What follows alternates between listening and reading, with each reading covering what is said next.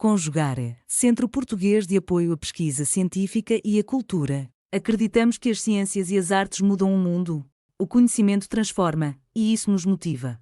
15ª Jornada Virtual Internacional em Pesquisa Científica, com o tema Educação, Inclusão e Direitos Humanos. Olá, eu sou Geraldo Marques da Silva, doutorando em Educação pelo Programa de Pós-Graduação em Educação da Faculdade de Educação da Universidade Federal de Goiás, do Estado de Goiás, Brasil. É uma honra poder participar da 15ª Jornada Virtual Internacional em Pesquisa Científica da cidade de Porto, Portugal, pela Conjugare.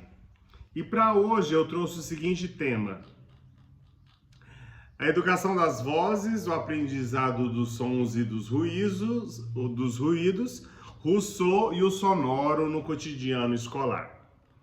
Este trabalho aborda a educação das múltiplas vozes, o aprendizado dos sons e dos ruídos, pensado por Jean-Jacques Rousseau, que estão presentes no cotidiano escolar. Nossa proposta de trabalho é abordar a interferência sonora no cotidiano escolar, tanto no plano histórico-político quanto no sociocultural, para compreender as relações desenvolvidas no cotidiano da escola. A ação educativa no ambiente escolar elabora, forma direta e indiretamente o homem por meio das mídias, dos efeitos sonoros, das multiplicidades das vozes, dos múltiplos ruídos, das inúmeras atividades oriundas da música. A escola é o ambiente que faz a junção entre o passado e o futuro. Ela conserva e transforma os efeitos sonoros para formar o homem que vive na sociedade. Tanto a crise quanto as possibilidades do homem contemporâneo nascem no ambiente escolar. E é no cotidiano sonoro que se aprende a doutrinar os corpos que estão sujeitos na sociedade da mercadoria. Para tal, faz necessário compreender como Rousseau pensa a escola como espaço social. Nesse aspecto, um ambiente a ser estudado com vistas na compreensão do cotidiano educacional que acontece nela. Outro aspecto é o estudo da dinâmica escolar, ou seja, o modo pela qual ela gera suas atividades no campo das matrizes teóricas que norteiam as suas práticas pedagógicas, principalmente aquelas possíveis das quais Rousseau, enquanto músico, pensa. A história nos apresenta as vozes, os sons e os ruídos em múltiplos cenários no cotidiano da vida humana. A escola, além de apresentar os diversos cenários da vida humana, reflete o modo de fazer humano. A tecné refletirá na prática cotidiana, assim como apresenta Michel de Certeau, os momentos em que o homem lê, conversa, habita, cozinha e vive no mundo prático da vida. Isso se dá na sociedade diante das operações realizadas no âmbito social. A escola, como um meio de interação social, é o lugar por excelência da criação, do desenvolvimento da tecné.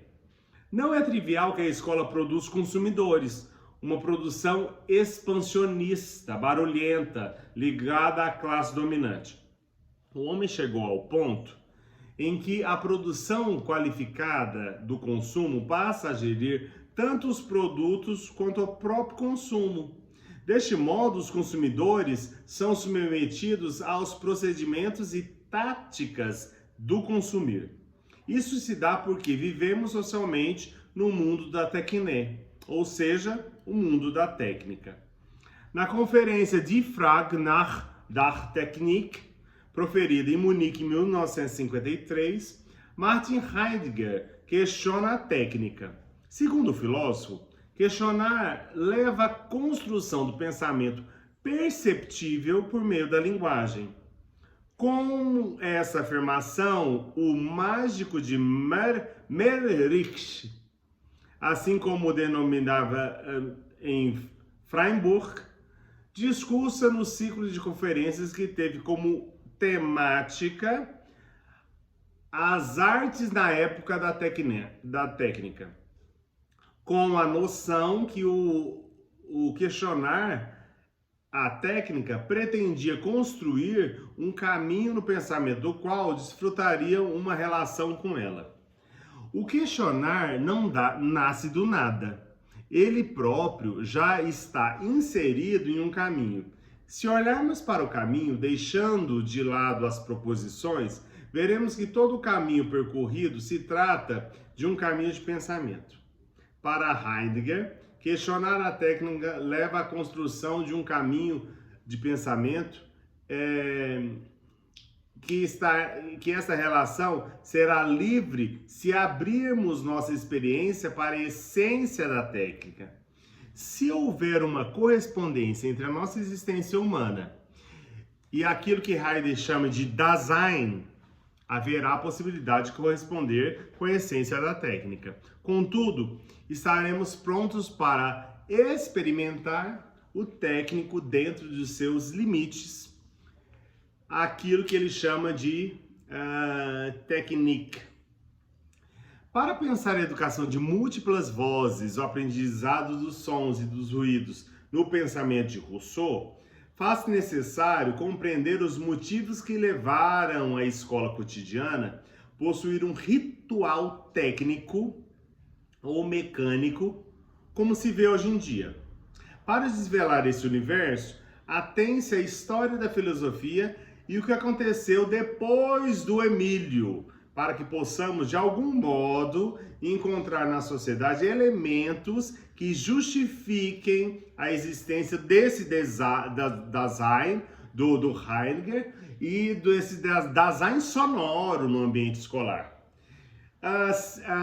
Agora eu cito Hannah Arendt, que no livro A Condição Humana, ela fala o seguinte, lá na página 27. A vida ativa, a vida humana, na medida em que está ativamente empenhada em fazer algo, está sempre enraizada em um mundo de homens ou de coisas feitas pelos homens. Um mundo que ela jamais abandona ou chega a transcender completamente. As coisas e os homens constituem o ambiente de cada uma das atividades humanas, que não teria sentido sem tal localização. E, no entanto, esse ambiente, o mundo no qual nascemos, não existiria sem a atividade humana que o produziu, como no caso das coisas fabricadas, que dele cuida, como no caso das terras que cultiva, ou que estabeleceu por meio da organização, como no caso do corpo político. Nenhuma vida humana, nem mesmo a vida do eremita em meio à natureza selvagem, é possível sem um mundo que, direta ou indiretamente, testemunhe a presença de outros seres humanos. Os homens produzem em todas as épocas e lugares a técnica para o consumo. As vozes, os sons e os ruídos não são produzidos ao longo da vida terrena, ordenando as necessidades humanas conforme sua criação. Exemplo disso é o arquétipo dos sinos que conhecemos hoje, advindos de pequenas campainhas feitas com ouro que ornavam as túnicas dos sacerdotes judeus.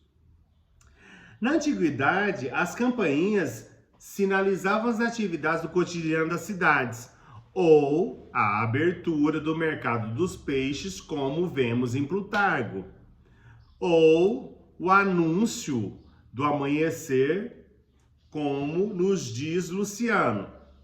Sêneca afirma o seguinte, abro aspas, não só o mais bravo guerreiro por vezes empalideceu enquanto se armava, como também depois de dado o sinal de combate, fecho aspas. Tanto o costume antigo quanto o atual nos permite ainda ver as campainhas alcançadas aos pescoços dos animais, como em cabras ou vacas, principalmente no cotidiano na vida cotidiana dos pequenos produtores que habitam as cidades dos interiores do nosso Brasil. No Nordeste brasileiro, região árida e agreste, no final do século XIX, início do século XX, nos engenhos, o anúncio das refeições dava-se pelas badaladas na carcaça da roda de ferro fundido. Os trabalhadores braçais dos engenhos cearenses, dentre eles, cortadores de cana-de-açúcar, lavradores, fazedores de melado, garapeiros, denominavam tal roda de cachorra. O anúncio sonoro aparece no cotidiano da vida dos homens como regulador das necessidades de comunicação. No caso das badaladas da cachorra, por ser ouvida numa distância de até 2 quilômetros, dependendo da acústica e da região, o seu poder de alcance prolonga-se-ia. Todas as religiões possuem seus ritos cotidianos e neles apresentam-se uma diversidade de vozes, sons e ruídos.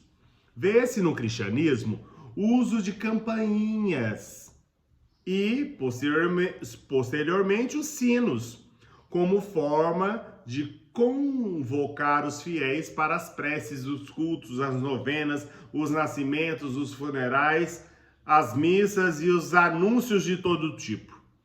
Anteriormente, no século XII, na Europa, com a criação dos monastérios, das escolas catedralísticas, o modo operandi torna-se regra e a utilização dos elementos sonoros passam a integrar a vida dos monastérios. A escola, como uma das atividades da vida social, reproduz os efeitos sonoros da cidade. A multiplicidade de vozes, sons e ruídos que estão presentes no cotidiano escolar, no mundo da tecné, refletem o plano histórico-político e o sociocultural da vida dos homens. Compreender as ações desenvolvidas no cotidiano da escola requer um estudo aprofundado do ambiente escolar e do que ele utiliza para formar direta e indiretamente o homem, tanto por meio das mídias, dos efeitos sonoros, das multiplicidades das vozes, dos ruídos, quanto dos inúmeras atividades oriundas da música. A escola é um ambiente que faz a junção entre o passado e o futuro. Ela conserva e transforma os efeitos sonoros para formar o homem que vive na sociedade. Rousseau pensa a educação positiva, aquela que é proveniente da sociedade, corrobora para aligeirar a formação do homem. Vê-se tanto a crisis, quanto a multiplicidade de possibilidades do homem contemporâneo nasce proveniente desse ambiente escolar. Isso porque é a escola que forma o futuro cidadão. Este ambiente é sonorizado e nele que os pequeninos aprendem desde cedo a se doutrinar em seus corpos que estão ativos na sociedade da mercadoria. Para tal, faz necessário compreender a escola como espaço social. Neste aspecto, um ambiente a ser estudado com vistas na compreensão do seu cotidiano. Outro aspecto é o estudo da dinâmica escolar, ou seja, o modo pelo qual ela gera suas atividades no campo das matrizes teóricas que norteiam a sua prática pedagógica. Para compreendermos a multiplicidade das vozes, dos sons e dos ruídos que estão presentes no ambiente escolar, utilizaremos a concepção filosófica de Jean-Jacques Rousseau, que define a voz, o som e o ruído no dicionário de música. Os termos são definidos separadamente, mas de modo intercalado liga-os internamente. Ele afirma que a voz, abro aspas, é a soma de todos os sons que um homem pode arrancar do seu corpo ao falar, ao cantar, ao gritar, forma o que chamamos de voz. E as qualidades da voz também dependem daqueles que a formam, fecho aspas. Na escola, sentimos os gritos agudos das crianças, Os sons articulados que formam as palavras.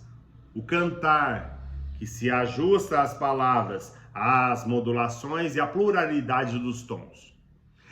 A declaração lírica, que existe uma mudança da entonação, tanto da voz falada quanto da voz cantada, ora unindo-as, ora separando-as. O timbre, o volume, as vozes agudas e graves, tanto as femininas quanto as masculinas. Segundo Agnes Heller, as necessidades humanas tornam-se conscientes no indivíduo sempre sobre a formação de necessidade do eu. O eu tem fome, sente dores físicas ou psíquicas. No eu nascem os afetos e as paixões. A dinâmica básica da particularidade individual humana é a satisfação das necessidades do eu. Isso está lá na página 20. A voz é o sentimento que expressa os afetos e as paixões. Ela é a primeira expressão de dor que o indivíduo emite ao nascer. São palavras do Jean-Jacques Rousseau. Na vida cotidiana, o aluno, o professor, a equipe gestora, a merendeira, o vigia e todos aqueles que compõem a unidade escolar expressam seus sentimentos. Faz parte da vida cotidiana, humana, social, a comunicação. E ela se dá nas atividades que, no seio escolar, familiar e comunitário, são as atividades do dia a dia. Na comunidade escolar, o aluno necessita relacionar-se com os outros. A voz torna-se um instrumento para esta interação diária entre ele e os que o cercam. Isso não é trivial, é um acordo com um compromisso, com os dizeres e saberes. Uma atividade diária, torna-se um hábito, uma maneira possível de existir no mundo social. O professor ou preceptor é aquele na unidade escolar que intermedia a interação entre o aluno e o meio. Nessa troca, eles experimentam ao sentir aqueles que o circundam. Por meio dos órgãos dos sentidos, tanto o professor quanto o aluno utilizaram as vozes, as orelhas, o tato, o olfato, o paladar, para promover a comunicação e expressão dos sentimentos. A voz, por exemplo, tem sua origem nas paixões. Elas, abro aspas, citando Rousseau, as paixões arrancaram as primeiras vozes, fecho aspas. Desse modo, quando fala-se dos homens, abro aspas, citando Rousseau, não é da fome ou da sede, mas o amor, o ódio, a piedade, a cólera, que lhes arrancaram as primeiras vozes, fecho aspas. O que motiva as primeiras vozes no processo educacional deve ser observado, porque é desse motivo que a aproximação, o diálogo, o contato direto entre os corpos, as expressões e as noções de sentimento que tornaram possível as múltiplas práticas humanas da sensibilidade. A escuta, a fala, abro aspas, citando Arendt, as atividades humanas são adicionadas pelo fato de que os homens vivem juntos, mas a ação é única, que não pode sequer ser imaginada fora da sociedade dos homens, fecho aspas. As ações que possibilitam a vida ativa na escola. O aluno indaga sobre a hora do lanche, se pode ir ao banheiro, se é para fazer atividade a lápis ou a caneta. Quer saber quando será a apresentação do coro ou da banda marcial, se hoje iremos para a sala de música. Todas as formas levam-no a expressar a voz. Segundo Heller, abro aspas, todo conhecimento do mundo e toda pergunta acerca do mundo motivados diretamente para esse eu único por suas necessidades e paixões é uma questão da particularidade individual, fecho aspas. Assim como as digitais são únicas em cada indivíduo, As pregas vocais e a fisiologia da voz também são. Portanto, cada indivíduo tem uma voz única e isso deve ser observado no cotidiano da unidade escolar. A garantia da individualidade possibilitará dar a voz ao indivíduo que vive na multiplicidade de vozes. O ambiente escolar é um coro múltiplo de vozes sonoras e que, em sua cotidianidade, ativam as atividades pedagógicas e propiciam a formação de cada indivíduo. Assim, este humano não está sozinho. Em sociedade, ele tem os meios para unir as suas vozes a uma multidão de vozes. Nessa perspectiva, as inspirações teóricas de Michel de Certeau contribuem para a multiplicidade de vozes. Foucault aborda os procedimentos de vigilância atenta aos dispositivos que dão garantia para a disciplina da sociedade. A escola, neste caso, tende-se a doutrinar as vozes unilaterais para o exercício de um grupo específico de poder. Bourdieu aponta o que determina os hábitos da sociedade. Kant, com os apontamentos do juízo da faculdade de julgar. Vernon, ao abordar a habilidade e o espaço em competência. Vozes que unidas soam em uníssono por meio das técnicas e habilidades da METIS, que traz para o cotidiano da escola os saberes antigos. Deste modo, a reapropriação do sistema produzido é uma releitura de performática operacional. A sirene da escola, na escola, estabelece uma regra, um cenário operacional impõe o modus operandi, ou seja, hábitos de condução, começo e fim. A escola reproduz a sirene da fábrica. O som passa a determinar a condição humana no mundo da técnica. Isso não se deu de um dia para a noite. Foi uma construção social e, deste modo, chega no hábitos da escola. O som é caracterizado por meio da tonalidade, um efeito sonoro que possui força, timbre e movimento, do grave ao agudo, do fraco ao forte, do doce ao áspero, do brilhante à surdina e vice-versa. O ar é intermédio entre o corpo sonoro e o corpo auditivo, por isso supõe-se que ele movimente o som. Em um local privado, o ar não se produz som. O movimento vibratório, agitation, que o Rousseau diz, do ar, possibilita ressoar o som e a sua permanência. O ar golpeia o órgão auditivo, prolongando a percepção sonora. A escola é um ambiente sonoro. Todas as suas atividades são permeadas por sons. Intensos ou fracos, eles estão lá. São partes integrantes da vida cotidiana. Segundo Philippe Jackson, a escola é o lugar onde os exames são aprovados ou suspensos, onde acontecem coisas diversificadas, onde novas perspectivas são encontradas e habilidades são adquiridas. Mas também um lugar onde algumas pessoas sentam, escutam, esperam, levantam as mãos, estendem um papel, formam uma fila e afinam lápis.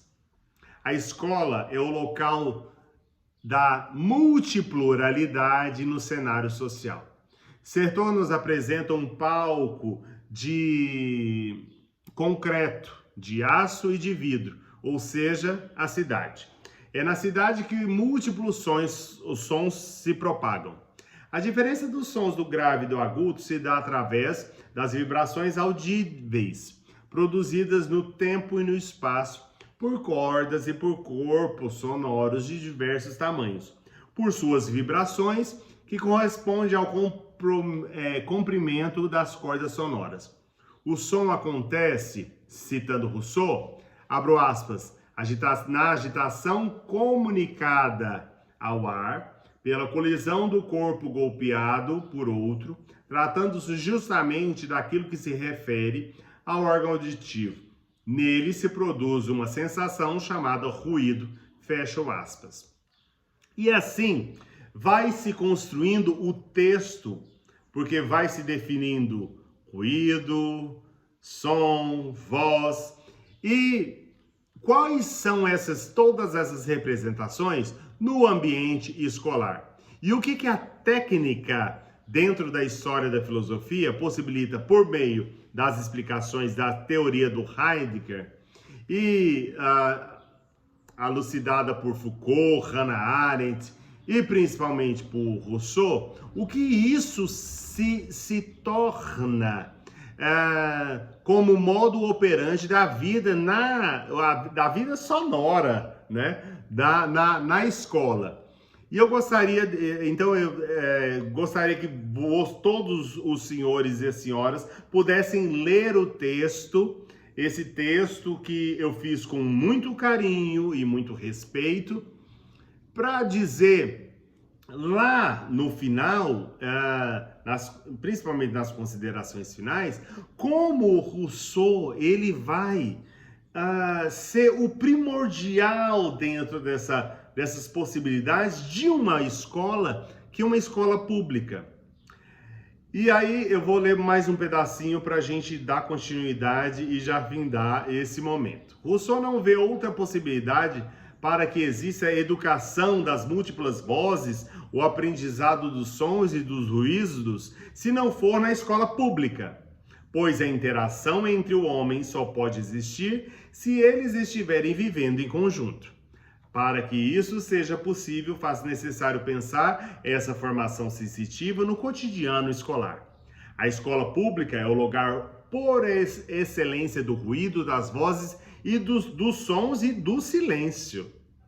Nela constitui-se o espaço de formação do sensível, local em que o homem pode se fazer e refazer, pois existem as relações com o outro e, portanto, com o mundo.